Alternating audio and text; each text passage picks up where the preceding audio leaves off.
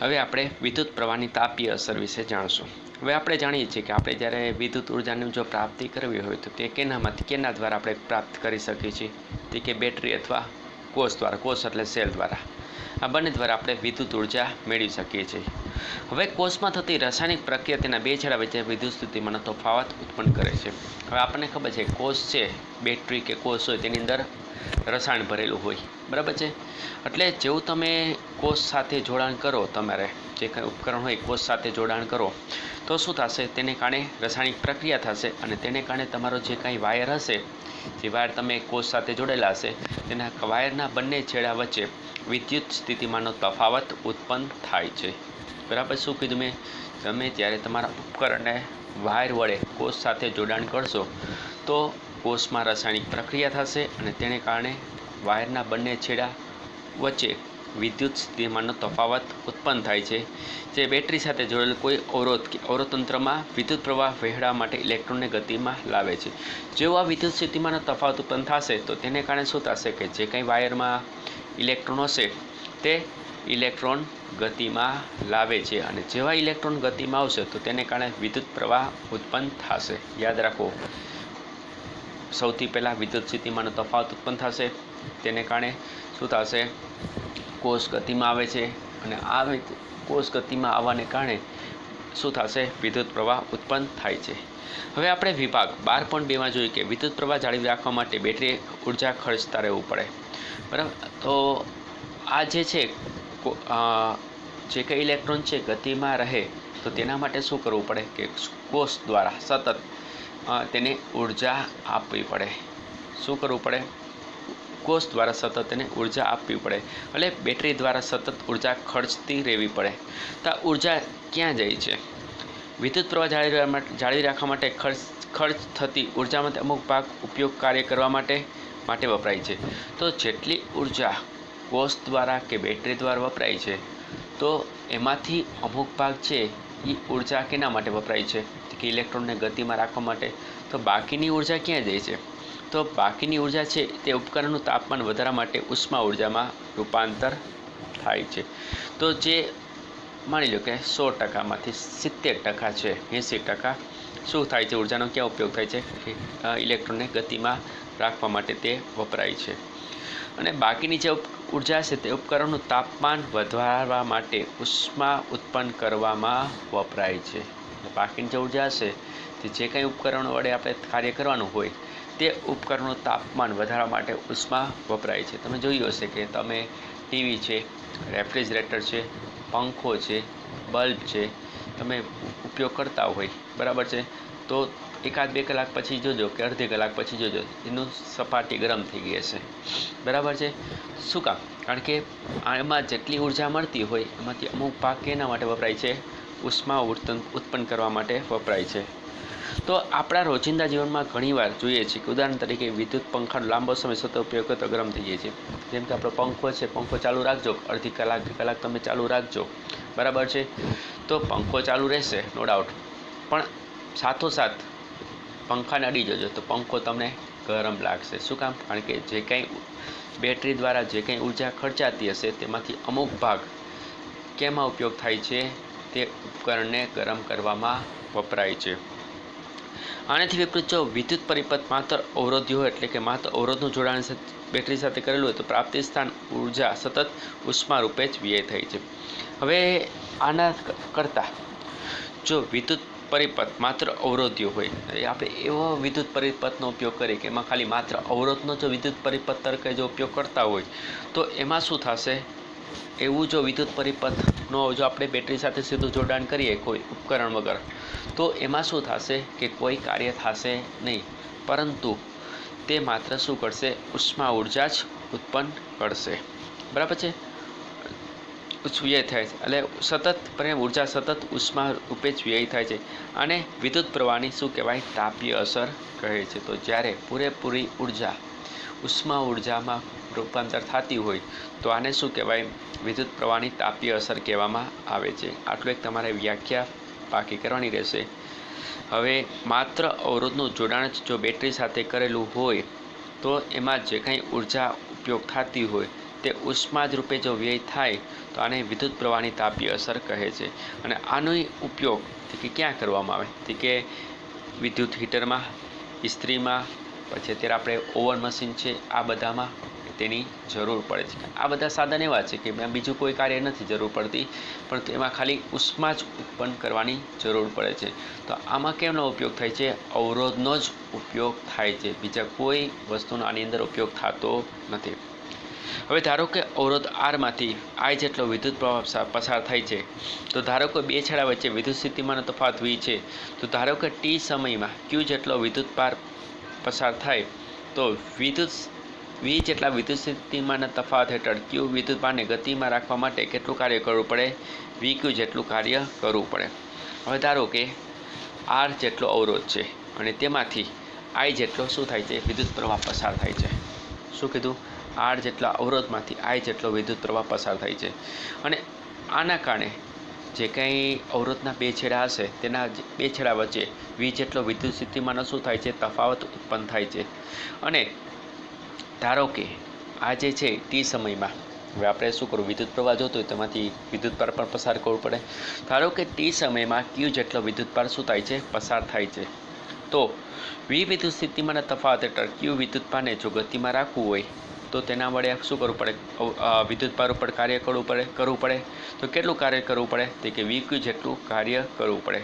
તેથી પ્રાપ્તિ સ્થાન ટી સમયમાં વી ક્યુ જેટલી ઉર્જા પૂરી પાડવામાં આવે તો જ પરિપથમાંથી શું મળશે? આપણને પાવર મળશે। તો પી બરાબર વી ક્યુના છેદમાં ટી બરાબર છે। શું થશે? પી એટલે પાવર, વી ક્યુ એટલે કાર્ય। કેનું કાર્ય? કે વી જેટલું જો વિદ્યુત સ્થિતિમાનનો તફાવત હોય અને ક્યુ જેટલું જો વિદ્યુત ભાર હોય તેને આપણે ગતિમાં રાખવું હોય તો વી ક્યુ જેટલું શું કરવું પડે? કાર્ય કરવું પડે। કેટલા સમય માટે? ટી સમય માટે। તો પી બરાબર વી ક્યુના છેદમાં ટી। હવે ક્યુના છેદમાં ટી બરાબર શું કહેવાય? આઈ કહેવાય। એટલે ક્યુના છેદમાં ટી નીકળી ગયું, એની જગ્યાએ શું આવી ગયું? આઈ। તો પી બરાબર શું કહેવાય? આઈ વી। તો અહીં અથવા ટી સમયમાં પરિપથને પૂરી પાડતી ઉર્જા પી ગુણ્યા ટી એટલે કે વી આઈ ટી પણ થઈ શકે। શું કામ? વીના વી એમ રહેશે, આઈ બરાબર શું થાય છે? હવે આપણે આઈ બરાબર આઈટી થાય છે, તો પ્રાપ્તિ સ્થાન દ્વારા ખર્ચા ઉદાહરણ શું થતું હશે? તો આ ઉર્જા છે તે અવરોધ જે કંઈ ઉર્જાનો ઉપયોગ થાય છે તે ઉષ્મા રૂપે શું થાય છે? તેમાંથી બહાર નીકળે છે। તેથી સ્થિર પ્રવાહ આઈ અને ટી સમયમાં ઉત્પન્ન થતી ઉષ્મા ઉર્જા તો એચ બરાબર શું થયું? વી આઈ ટી થશે। બરાબર। હવે એચ શું કામ થયું? પી એટલે પાવર, પાવર છે કેમાં રૂપાંતર પામી? ઉર્જામાં રૂપાંતર પામી, એટલે ઉષ્મા ઉર્જામાં રૂપાંતર પામી, એટલે પીની જગ્યાએ શું લેવામાં આવ્યું? એચ એટલે હીટ કહેવાય। તો એચ બરાબર શું થયું? વીઆઈટી થયું। તો ઓહમના નિયમને લાગુ પડતા આપણને એચ બરાબર આઈ સ્ક્વેર આર ટી। હવે આઈ સ્ક્વેર ક્યાં થયું? તો વીની કિંમત શું થાય? વી બરાબર આઈઆર થાય, એટલે વી કાઢીને જગ્યાએ આઈઆર લગાડી દીધું છે। પછી આઈઆર ગુણ્યા આઈટી એટલે બે વાર આઈ થયું, એટલે આઈ સ્ક્વેર આર ટી થશે। બરાબર। હવે આ તમારે વ્યવસ્થિત જોવાનું છે। હવે આપણે આગળ જોઈએ। આને જૂલનો તાપીય નિયમ કહે છે। તો આ નિયમ પરથી સ્પષ્ટ થાય છે કે અવરોધમાં ઉત્પન્ન થતી ઉષ્મા આપેલ અવરોધમાંથી પસાર થતા વિદ્યુત પ્રવાહના સમપ્રમાણમાં હોય છે। આ એક માર્કમાં એક પ્રશ્ન પૂછાઈ શકે કે જ્યારે કોઈ પણ ઉષ્મા જે કંઈ ઉત્પન્ન થતી હોય કેના ઉપર આધાર રાખે છે? કે અવરોધમાંથી કેટલો વિદ્યુત પ્રવાહ પસાર કરો છો, સમપ્રમાણ એટલે કેટલો પસાર કરો છો। જો વધુ વિદ્યુત પ્રવાહ પસાર કરશો તો વધારે ઉષ્મા ઉત્પન્ન થશે, અને ઓછો વિદ્યુત પ્રવાહ પસાર કરશો તો ઓછો પ્રમાણમાં ઉષ્મા ઉત્પન્ન થશે। એટલે આપેલ અવરોધમાંથી પસાર થતા વિદ્યુત પ્રવાહના વર્ગના સમપ્રમાણમાં હોય છે। બીજું, આપેલ વિદ્યુત પ્રવાહ માટે અવરોધના સમપ્રમાણમાં છે, એટલે આપેલ વિદ્યુત પ્રવાહ માટે અવરોધના સમપ્રમાણમાં છે। હવે અવરોધના જેટલા સમય માટે પ્રવાહ પસાર થાય છે તે સમયના સમપ્રમાણમાં હોય છે। ત્રીજું શું છે? કેટલા સમય માટે તમે વિદ્યુત પ્રવાહ પસાર કરો છો। જો વધારે સમય માટે પસાર કરશો તો વધારે ગરમ થશે, એટલે વધારે ઉષ્મા ઉત્પન્ન થશે, અને ઓછા સમય માટે જો પસાર કરશો તો ઓછી ઉષ્મા ઉત્પન્ન થશે। જેમ કે આપણે પંખો છે, ઓછા સમય માટે ચાલુ રાખશું તો ઓછો ગરમ થશે, પરંતુ સતત ચાલુ રાખશું આખી રાત દિવસ તો એ વધારે ગરમ થશે। બરાબર. એટલે પહેલું શું કીધું, વિદ્યુત પ્રવાહના વર્ગના સમપ્રમાણમાં, એટલે આપેલ વિદ્યુત પ્રવાહ માટે અવરોધના સમપ્રમાણ માટે એકબીજાનું સમાન થયું, અને અવરોધના જેટલા સમય માટે પ્રવાહ પસાર થાય તે સમયના સમપ્રમાણમાં હોય છે. તો વ્યવહારિક પરિસ્થિતિમાં જ્યારે કોઈ વિદ્યુત ઉપકરણને જાણીતા વોલ્ટેજ પ્રાપ્તિસ્થાન સાથે જોડવામાં આવે ત્યારે I બરાબર V/R સંબંધ દ્વારા તેમાંથી વિદ્યુત પ્રવાહ શોધ્યા બાદ સમીકરણનો ઉપયોગ કરવામાં આવે છે. એટલે વ્યવહારિક પરિસ્થિતિમાં જ્યારે કોઈ વિદ્યુત ઉપકરણને જ્યારે કોઈ પણ વોલ્ટેજ પ્રાપ્તિસ્થાન એટલે બેટરી સાથે જોડવામાં આવે, કોઈ પણ વિદ્યુત ઉપકરણ હોય જ્યારે કોઈ બેટરી સાથે જોડવામાં આવે ત્યારે I બરાબર V/R સંબંધ દ્વારા તેમાંથી વિદ્યુત પ્રવાહ શોધ્યા બાદ જ તેનું શું કરવામાં આવે છે, ઉપયોગ કરવામાં આવે છે કે તેમાંથી આપણને કેટલી ઉષ્મા ઉર્જા પ્રાપ્ત થાય છે. બરાબર છે. તો અહીંયા ટોપિક પૂરો થયો. હવે આપણે એનો ઉપયોગ વિશે જોશું, ક્યાં તેનો ઉપયોગ થાય છે. હવે વિદ્યુત પ્રવાહની તાપીય અસરના વ્યવહારિક ઉપયોગો. હવે કોઈ વાહકમાં ઉષ્મા ઉત્પન્ન થવી તે વિદ્યુત પ્રવાહનું અનિવાર્ય પરિણામ છે. હવે કોઈ પણ વાહક હોય એમાં જે કંઈ ઉષ્મા ઉત્પન્ન થતી હોય તે વિદ્યુત પ્રવાહનું શું છે, અનિવાર્ય એટલે જરૂરી પરિણામ છે કે જ્યારે પણ વિદ્યુત પ્રવાહ પસાર થતો હોય વાહકમાંથી ત્યારે ઉષ્મા ઉત્પન્ન થાય તે નક્કી જ થાય જ, એને આપણે નિવારી શકતા નથી એવું પરિણામ છે. ઘણા કિસ્સામાં તે અનિચ્છ્ય છે. ઘણા કિસ્સા એવા હોય કે તેમાં આપણે જે કંઈ આ ઉષ્મા ઉત્પન્ન થતી હોય અનિચ્છ્ય એટલે આપણે જોતી નથી, કેમ કે તે ઉપયોગી વિદ્યુત ઉર્જાનું ઉષ્મામાં રૂપાંતર કરે છે. શું કામ નથી જોતી? કારણ કે આપણું જે કંઈ જ્યારે વિદ્યુત પ્રવાહમાંથી પસાર થતું હોય ત્યારે તે વિદ્યુત ઉર્જાનું શું થાય છે, એક પ્રકારનું બગાડ કરે છે. કારણ કે આપણે ઉષ્મા ઉર્જાનો કોઈ જાતનો ઉપયોગ હોતો નથી. ઉદાહરણ તરીકે આપણે એક ઉદાહરણ લઈએ કે બલ્બ આપણે ચાલુ કરીએ, બરાબર, એટલે જેવું તમે સ્વિચ ચાલુ કરશો એટલે બલ્બ ચાલુ થશે, એમાંથી લાઇટ નીકળશે. હવે અડધી કલાક પછી તમે બલ્બને અડચો, બલ્બ કેવો થઈ જશે, ગરમ થઈ જશે. તો આપણે બલ્બને ગરમ કરવો છે કે તેમાંથી લાઇટ જોઈએ છે, બરાબર. આપણે તો ખાલી પ્રકાશ જ જોઈએ છે, તેમાંથી આપણે ઉષ્મા જોતી નથી. આ શું કહેવાય, અનિચ્છ્ય કહેવાય, બરાબર. તો હવે ઘણી બધી ઘટના છે. પંખો ચાલુ કરીએ તો પંખો ગરમ થઈ, પંખો આપણે ગરમ નથી થતો, પંખામાંથી આપણે શું જોઈએ છીએ, હવા જ જોઈએ છે. તો આ જે એને કારણે શું થાય છે કે એમાંથી અમુક વિદ્યુત ઉર્જાનું ઉષ્મા ઉર્જામાં શું થાય છે, રૂપાંતર થાય છે. તો આ બિનજરૂરી કહેવાય. તો વિદ્યુત પરિપથમાં નિવારી ન શકાય તેવી ઉષ્મા વિદ્યુત ઘટકમાં તાપમાનમાં શું કરે છે, વધારો કરે છે. તો વિદ્યુત પરિપથમાં નિવારી ન શકાય તેવી ઉષ્મા વિદ્યુત ઘટકોનું તાપમાન શું કરે છે, તો જે કંઈ ઉષ્મા ઉત્પન્ન થાય આને કારણે પરિપથમાં, તો તેને કારણે શું થશે કે જે કંઈ આપણા ઉપકરણ ઇલેક્ટ્રિક સાધન હશે તેનું તાપમાન શું થશે, વધશે, અને તેના ગુણધર્મોમાં ફેરફાર કરી શકે છે. એટલે એની જે કામ કરવાની જે આવડત હોય, એબિલિટી આવડત હોય, એમાં શું થાય છે, ઘટાડો થાય છે. જેમ કે તમે બલ્બ છે ચાલુ કરો, બલ્બ ગરમ થશે તો ધીમે ધીમે જે કામ કરવાની જે ક્ષમતા હોય ઘટતી જાય છે.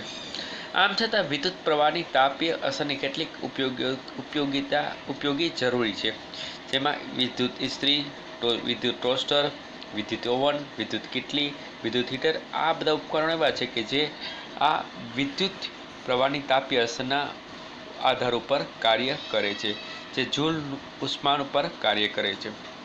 હવે વિદ્યુત ઉષ્માનો ઉપયોગ પ્રકાશ મેળવવા માટે પણ થઈ શકે છે, જેમ વિદ્યુત બલ્બ, આ એક ઉદાહરણ યાદ રાખજો, જે વિદ્યુત ઉષ્માનો શું કરે છે, આપણે વિદ્યુત ઉષ્મા છે એનો ઉપયોગ પ્રકાશ મેળવવા માટે પણ થાય છે. વિદ્યુત બલ્બ, અહીં બલ્બના ફિલામેન્ટ ઉત્પન્ન થતી ઉષ્મા શક્ય તેટલી રોકી રાખવી જોઈએ, જેથી તે ગરમ થતા પ્રકાશ ઉત્સર્જિત કરે છે. હવે અહીંયા શું થશે કે બલ્બમાં ફિલામેન્ટનો ઉપયોગ થતો હોય છે. તો જ્યારે ફિલામેન્ટમાંથી જ્યારે વિદ્યુત પ્રવાહ પસાર થાય છે ત્યારે તે ફિલામેન્ટ શું થશે, ગરમ થશે. જેમ વધુને વધુ ગરમ થશે તેમ તેનું તાપમાન વધતું જશે.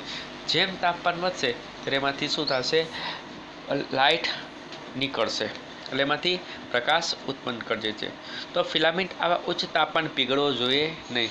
તો બલ્બના ફિલામેન્ટ બનાવવા માટે ટંગસ્ટન જેવી ઊંચું ગલનબિંદુ ધરાવતું ધાતુનો ઉપયોગ થાય છે. આ એક માર્કનો પ્રશ્ન છે કે ફિલામેન્ટ બનાવવા માટે કેનો ઉપયોગ થાય છે, ટંગસ્ટન જેવા ઉચ્ચ ગલનબિંદુ ધરાવતા, જેનું તાપમાન 3380 ડિગ્રી સેલ્સિયસ હોય તેવા ધાતુનો ઉપયોગ થાય છે. ફિલામેન્ટ અવાહક ટેકાની મદદ મદદથી શક્ય તેટલી ઉષ્મીય રીતે અલગ કરવામાં આવે છે. હવે બલ્બમાં રાસાયણિક રીતે નિષ્ક્રિય નાઇટ્રોજન અને આર્ગન જેવા વાયુ પણ ભરવામાં આવે છે. આપણે યાદ રાખજો, બલ્બમાં શું ભરવામાં આવે છે? નાઇટ્રોજન કે આર્ગન જેવા નિષ્ક્રિય વાયુ. જેથી શું થાય કે ફિલામેન્ટ છે તેનું આયુષ્ય વધે. અને ફિલામેન્ટ દ્વારા વપરાતો મોટાભાગનો પાવર ઉષ્મા રૂપે હોય છે. અહીંયા જે કંઈ ફિલામેન્ટ દ્વારા જે કંઈ વિદ્યુત પ્રવાહનો ઉપયોગ થાય છે તેમાં મોટો ભાગ કેમાં રૂપાંતર થાય છે? ઉષ્મા એટલે પ્રકાશમાં રૂપાંતર થાય છે, પરંતુ થોડો જ ભાગ પ્રકાશ સ્વરૂપે ઉત્સર્જિત થાય છે. બરાબર છે. એટલે ફિલામેન્ટ દ્વારા વપરાતો મોટો ભાગ શું થાય છે? ઉષ્મામાં રૂપાંતર થાય છે, અને થોડો જ ભાગ કેમાં વપરાય છે? પ્રકાશ સ્વરૂપે ઉત્સર્જિત થાય છે. એટલે બલ્બ છે તે આપણે બલ્બનો ઉપયોગ ઘટાડ્યો છે, તેની જગ્યાએ આપણે એલઈડી એવા આપણે ઉપયોગ વધારો કરીએ છીએ. બરાબર. હવે આ જૂલ ઉષ્મા, જેને આપણે ઉષ્માની તાપીય અસર કહે છે, તેનો બીજો ઉપયોગ આપણે વિદ્યુત પરિપથમાં વપરાતા ફ્યુઝમાં થાય છે. હવે તમે ફ્યુઝ જોયો હશે, આપણા ઘરમાં જે કંઈ લાઈન આવતી હોય તો સૌથી પહેલાં ફ્યુઝ તેના પરિપથમાં ઉપયોગ થાય છે, કે જેથી શું છે કે વધારે પડતો વિદ્યુત પ્રવાહ આવે તો ત્યાંથી વાયર કપાઈ જાય. તો આ વિદ્યુત તાપીયનો બીજો કોઈ ઉપયોગ ક્યાં થાય છે? તો કે ફ્યુઝમાં તેનો ઉપયોગ થાય છે. તે પરિપથ અને વિદ્યુત ઉપકરણમાં અયોગ્ય રીતે વધી જતા વિદ્યુત પ્રવાહને પસાર થતો અટકાય તેનું રક્ષણ કરે છે. હવે ફ્યુઝનું કાર્ય શું છે કે ક્યારેક એવું બની શકે કે આપણું જે પરિપથ હોય એટલે ઇલેક્ટ્રિક જે લાઇન હોય, કોઈકવાર તે ઇલેક્ટ્રિક લાઇનમાં વિદ્યુત પ્રવાહનું પ્રમાણ વધી જાય. તો તેને કારણે શું થશે કે જો પ્રવાહનું પ્રમાણ વધી જાય તો આપણા જો ઉપકરણની જેટલી જરૂરિયાત હોય એના કરતાં તો વિદ્યુત પ્રવાહ વધારે મળે તો શું થાય કે એને સર્કિટને નુકસાન થઈ શકે છે. એટલે આપણે કે ટીવી ઉડી ગયું, અમારું જે કંઈ ઇલેક્ટ્રિક સાધન છે બગડી ગયું. શું કામ? કારણ કે એની જે રિક્વાયરમેન્ટ હોય વિદ્યુત પ્રવાહની એના કરતાં એને વધારે વિદ્યુત પ્રવાહ મળ્યો છે. તો આવા સમયે આ જે ફ્યુઝ છે તે વિદ્યુત પ્રવાહને પસાર થતો અટકાવે છે અને તેનું રક્ષણ કરે છે. ફ્યુઝ ઉપકરણ સાથે શ્રેણીમાં જોડવામાં આવે છે. એક માર્કનો ક્વેશ્ચન છે. ફ્યુઝને હંમેશા કેવી રીતે જોડાણ કરવામાં આવે છે? શ્રેણીમાં જોડાણ જે ઉપકરણ સાથે પરિપથ હોય તેની સાથે શ્રેણીમાં તેને જોડવામાં આવે છે. ફ્યુઝનું યોગ્ય ગલનબિંદુ ધરાવતું મિશ્ર ધાતુનું બનેલો તારનો ટુકડો છે. તો ફ્યુઝ છે તેની અંદર એક જેનું ગલનબિંદુ યોગ્ય હોય તેવા તારના ટુકડાનો ઉપયોગ કરવામાં આવ્યો છે. એટલે એની જે તારનો ટુકડો હોય તે મિશ્ર ધાતુનો બનેલો હોય છે. ઉદાહરણ રૂપે એલ્યુમિનિયમ, કોપર, લોખંડ, લેડ વગેરે. હવે પરિપથના નિયમ મૂલ્ય કરતાં વિદ્યુત પ્રવાહ વહે તો ફ્યુઝના તારનો તાપમાન વધારો થાય છે. આથી ફ્યુઝનો તાર પીગળી જાય છે અને પરિપથમાં ભંગાણ સર્જાય છે. હવે થશે શું? હવે જે કંઈ આ ફ્યુઝનો તાર હોય, હવે એનું એક જે કંઈ રેગ્યુલર આપણું પરિપથ હોય તેના કરતાં તેનું ગલનબિંદુ થોડું ઊંચું હોય છે. હવે કોઈક એવું બની શકે કે પરિપથમાં વિદ્યુત પ્રવાહનું મૂલ્ય વધી જાય.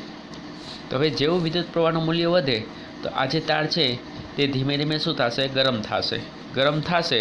તો શું થશે? તાપમાનમાં વધારો થશે એટલે ગરમ થશે, અને તેને કારણે શું થશે? જેમ વધુ ગરમ થશે તેમ તે તાર તેની જાતે જ તૂટી જશે, અને તાર તૂટશે તો તેને કારણે શું થશે કે જે વિદ્યુત પ્રવાહ આગળ વહેતો હશે તેનું વહેતું અટકી જશે. એટલે આપણા જે કંઈ ઘરમાં ઉપકરણ સુધી તે પ્રવાહ પહોંચી શકશે નહીં. તેથી આપણા ઉપકરણને શું થશે? નુકસાનીથી બચી શકશે. તો ફ્યુઝનો તાર પોલિથીન અથવા જે પડસોલિન જેવા અર્ધ અવાહક પદાર્થનો આધાર પર રાખવામાં આવે છે. તો ફ્યુઝનો જે તાર છે એ પડસોલિન, એટલે આપણે કપડાં કપી જે બનેલા હોય ને પડસોલિન કહેવાય. તો પડસોલિન જેવા અવાહક પદાર્થના આધાર ઉપર તેને રાખવામાં આવે છે, જેના બે છેડા તેના બે ધાતુની પ્લેટ સાથે જોડેલા હોય છે. હવે ઘર વપરાશમાં વપરાતા ફ્યુઝ 1 એમ્પિયર, 2 એમ્પિયર, 3, 5, 10 એમ્પિયર વગેરે રેટિંગ ધરાવે છે. વિદ્યુત ઇસ્ત્રી 220 વોલ્ટ પર કાર્ય કરતી હોય છે અને 1 કિલો વોટ વિદ્યુત વાપરતી હોય છે. તે પરિપથમાં 1000 વોટ પ્રતિ 220 વી બરાબર 4.54 એમ્પિયર વિદ્યુત પ્રવાહ પસાર થાય છે. તો જ્યારે આપણે ઇસ્ત્રીનો ઉપયોગ કરતા હોઈએ છીએ ત્યારે તેમાંથી કેટલો વિદ્યુત પ્રવાહ પસાર થતો હોય તે 4.54 એમ્પિયર જેટલો વિદ્યુત પ્રવાહ પસાર થાય છે. તો આ કિસ્સામાં આપણે 5 એમ્પિયરનો ફ્યુઝ વાપરવો જોઈએ. તો તો ફરી એક વખત ફ્યુઝનું કાર્ય શું છે કે તે પરિપથમાં આપણા જે ઉપકરણ હોય તે પરિપથમાં જો વિદ્યુત પ્રવાહનું પ્રમાણ વધી જાય તો આપણા ઉપકરણને તેનાથી બચાવે છે. કેવી રીતે? હવે જ્યારે પરિપથમાં જો વિદ્યુત પ્રવાહનું પ્રમાણ વધી જાય તો ફ્યુઝ છે તે ગરમ થશે, તેથી તેનું તાપમાન વધશે. તાપમાન વધશે તો ફ્યુઝ વાયર શું થશે? તૂટી જશે. તેથી જે કંઈ વિદ્યુત પ્રવાહ આગળ વહેતો અટકી જશે અને તેને કારણે પછી શું થશે કે આપણા ઉપકરણને સુધી પ્રવાહ પહોંચશે નહીં અને આપણા ઉપકરણ જે કંઈ દુર્ઘટના કે એનાથી બચાવી શકશું. બરાબર? કેટલા એમ્પિયરના હોય છે? 1, 2, 3, 5, 10 વગેરે એમ્પિયરના ફ્યુઝ જેવી રિક્વાયરમેન્ટ એવા પ્રમાણમાં આપણે ફ્યુઝનો રેટિંગવાળો ફ્યુઝને આપણે વાપરવામાં આવે છે.